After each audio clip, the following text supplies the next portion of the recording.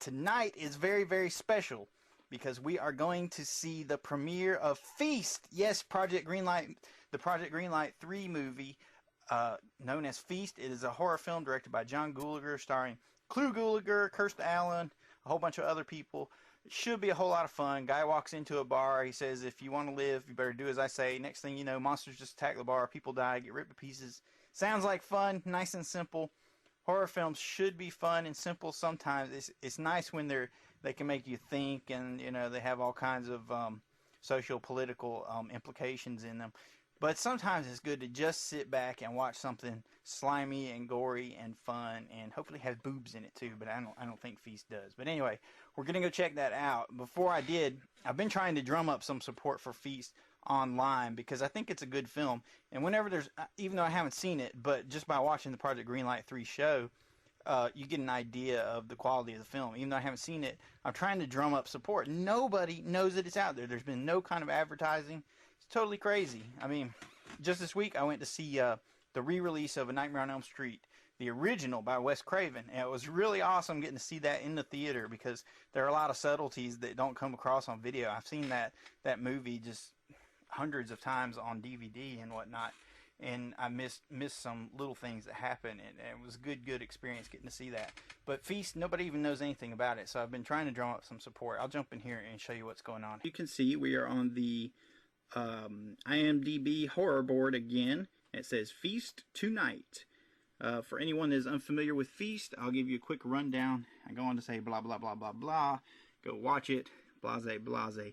I'm not going to read everything to you this week. You can just either go online and read it or just guess what I had to say. You'll see what the actual horror message board looks like as it slowly comes up.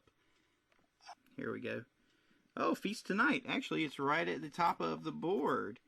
Somebody must have just responded to me. That's pretty cool. IMDb horror board.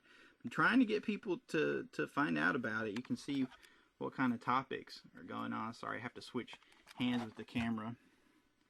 So for this exact second, you get to see Feast Tonight is at the top. And then there is, does anyone remember the title of this movie? A little help with YouTube, Eminem movie game, Hollywood video, blah, blah, blah, blah, blah.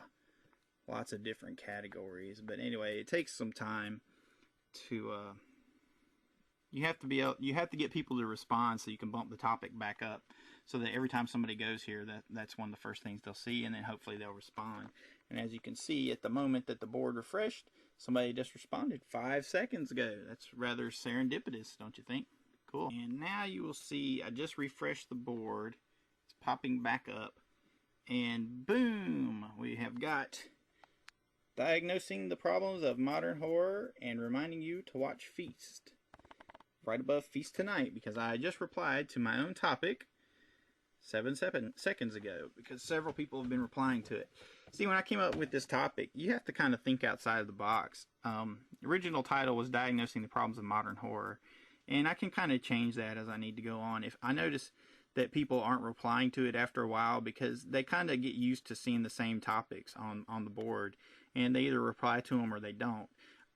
So it's kind of like when you lay your dirty underwear on the floor. You get used to seeing it there after a week or so, and you don't really pick it up. You're just kind of used to it. That is until your girlfriend comes over, and then you're like, oh, crap, my dirty underwear is laying there. I better clean it up.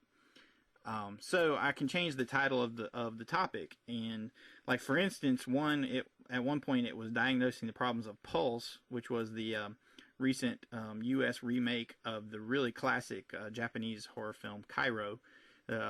Cairo was 100 times better, so go watch that and not Pulse. But anyway, it gives you an idea of thinking outside the box, because I can change the topic, the title of the topic, in order to draw some attention to it.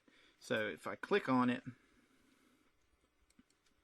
bink, watch, and you see it come up, and you can see right there, June 10th, 2004. This was when we were in the early stages of filming C for Chaos, that I started this topic on the IMDb horror board, and I've used it to get people's responses ever since. So it's been 2 years, almost 3 years of actually doing this and getting responses and basically, in my mind, staying on top of the the horror genre by talking to the fans and getting input and talking to them.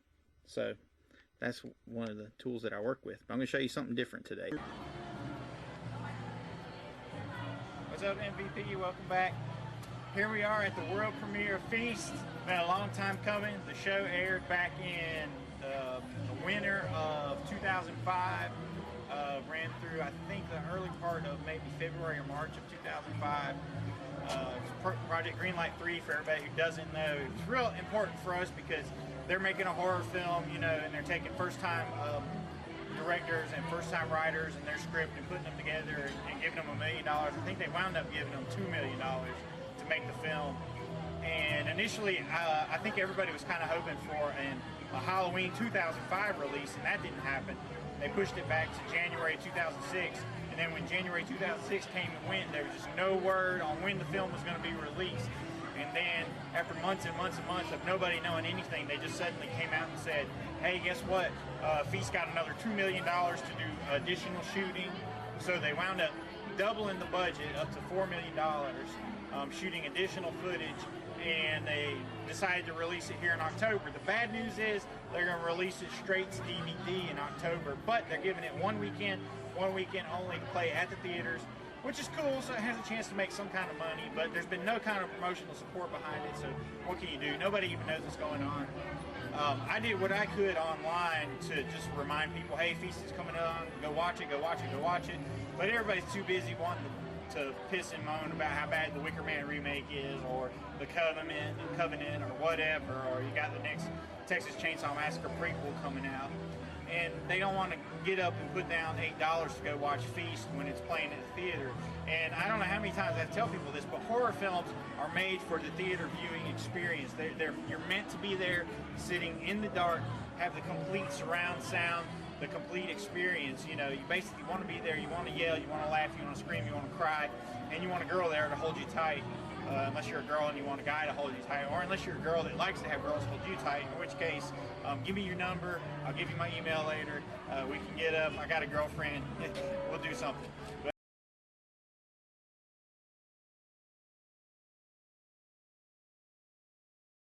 Feast was good. Go check it out. If you don't watch it, and if you didn't watch it, you didn't get a chance to see it, you missed on a good horror film. It's a good theatrical ride. It had gore. It was balanced with some nice laughs. It had a good bit of tension near the end. The monsters were cool. They were slowly revealed up until the end, where you got to see them in whole, and they're really cool with the fangs and the teeth and everything. And they just revealed it in pieces. They had real shaky camera work during the actual attacks like this, but that was cool. It disorients some people, but that's the whole point. I think the director wanted them to be disoriented during the monster attacks.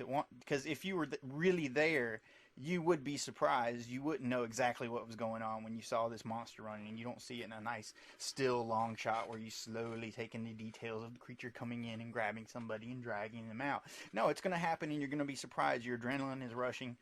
You know, you're not in complete control of your faculties. You're caught up in the moment, and that's what Feast did. Plus, it had some brilliant lines. Another great performance by Clu Gulager, excuse me.